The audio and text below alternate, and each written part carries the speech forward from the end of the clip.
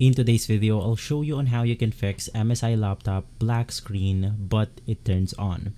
Basically, the first thing that you want to do is to completely reset your laptop.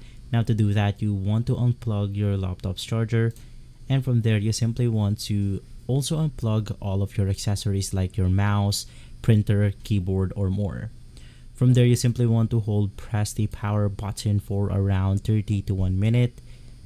From there, plug the charger back on, and this will reset the CMOS or motherboard of your laptop.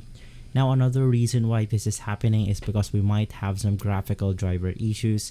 Now, to reset your graphics card, you want to press the following buttons simultaneously. Just press the shift button right here, press Control, press the Windows button, and then press B. Now, by pressing all of these buttons simultaneously, you will be able to reset your graphics card setting, therefore fixing the problem. And so guys, if this video has been helpful, leave a like, subscribe, and follow Guide to Everything for more videos like this. Thanks for watching.